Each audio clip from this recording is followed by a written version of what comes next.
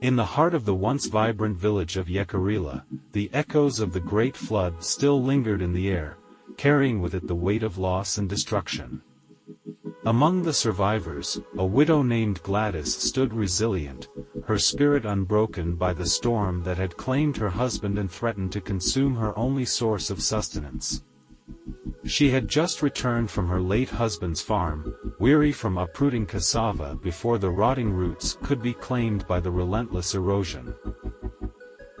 Her thoughts were heavy as she entered her compound, the memories of her husband swirling like the ominous clouds that had unleashed the flood.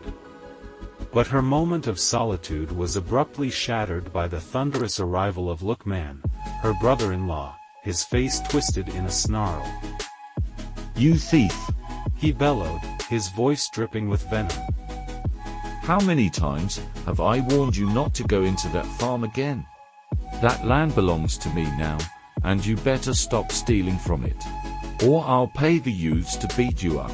Gladys's heart sank. This was not the first time Lookman had threatened her. Since her husband's death, he had been relentless in his pursuit to claim everything that had once belonged to his brother. "And how do you expect me and Jima, your late brother's daughter, to survive?" she pleaded, her voice trembling. "That land is the only thing I have left. You've taken everything else." But Lookman's eyes were cold, devoid of any sympathy.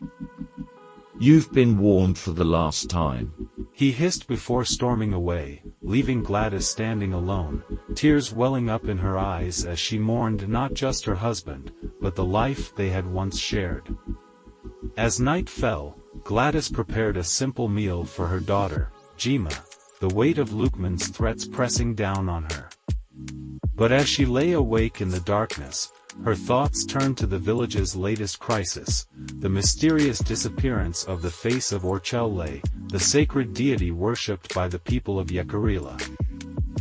The village was already reeling from the flood, and now, the absence of the deity's face only added to the tension.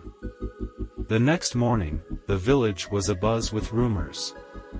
The chief priest had summoned the elders to inform them of the missing artifact, leaving everyone perplexed.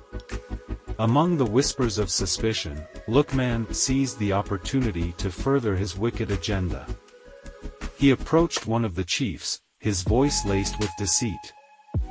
"I have a strong suspicion that the head of Uchele was stolen," he murmured, feigning concern. "Stolen? By whom?" the chief inquired, his brow furrowed. "Who else but Gladys?" Lookman replied, his eyes gleaming with malice. "She's been a thorn in my side ever since my brother died. No one else would dare commit such a sacrilege." And so, the seed of doubt was planted. The chief, convinced by Lookman's falsehoods, passed the rumor along to Funchua the butcher, who then shared it with Amarty, who in turn told Harali the gossip. By the following morning, the entire village believed that Gladys had stolen the face of Uchele, her name tarnished by the cruel lies of her brother-in-law. Even as the rumors spread like wildfire, Lookman reveled in his success. He had always despised Gladys for rejecting his proposal to become his second wife after her husband's death.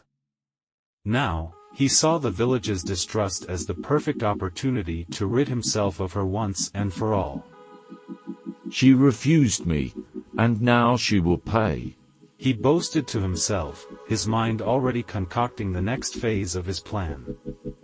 At the next council meeting, Lookman pushed his accusations further, insisting that Gladys had stolen the face of Uchele. The king, swayed by the majority of the elders, summoned Gladys and gave her 3 days to return the sacred artifact, or face the wrath of the kingdom. Lookman waited eagerly for the deadline to pass, his heart cold with anticipation. On the 3rd day, the village square was filled with anxious whispers as Lookman led a group of youths to Gladys's hut. They dragged her to the market square, where the king stood ready to deliver his final verdict. But just as the king raised his hand to speak, a voice rang out from the crowd, silencing the gathering. An unknown woman stepped forward, her presence commanding attention. "I am Bridget, from the kingdom of Ramaliki," she announced, holding up a bundle wrapped in cloth. As she unwrapped it, gasps of astonishment rippled through the crowd. There, in her hands, was the missing face of Uchele. "I have come to return this to Gladys," Bridget continued, her voice unwavering. "The flood brought it to our kingdom, and I have cared for it ever since. 2 days ago, a mysterious voice in my dream directed me to bring it here and give it to a widow of this kingdom named Gladys." The crowd murmured in disbelief, but Lookman, undeterred, pointed an accusatory finger at Gladys. "See, I told you she was a thief. She must have hidden it with her friend in another kingdom." But before anyone could react, the chief priest, who had remained silent until now, stepped forward. "Enough," he commanded, his voice filled with authority. "Bridget speaks the truth. Gladys is innocent. It is Lookman who has deceived us all.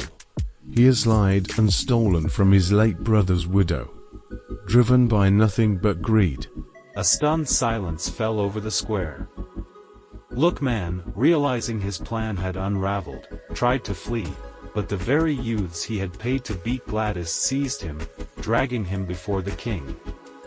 The king, his face stern with anger, ordered Lookman to be flogged, and thereafter to return all of his late brother's belongings to Gladys and banished him from ever troubling her again. As the sun set that evening, Lookman lay on a mat, his body aching from the punishment he had received. His wife tended to his swollen back, but her expression was one of disdain. Lookman had thought his greed would make him powerful, but now, he was nothing more than a broken man, alone in his misery. As he whimpered in pain, the realization dawned on him that his days of tormenting others were over. He had thought he would live up till he was very old, but with all the beating he had received in one day, and all the hurt he was feeling all over his body, he was not very sure anymore that he would live for many more years. And so, the village of Yekarila found peace once more, with the face of Uchele returned to its rightful place. Gladys, her name cleared, stood strong with her daughter Jima by her side, ready to rebuild their lives, free from the shadow of Lookman's malice. Thanks for watching. Hope you enjoyed the video. Please encourage me by hitting the like and subscribe button. And don't forget to also smash that notifications bell, so that you will be the first to know when I drop something new. It will also be nice to hear from you on the comments section of this channel.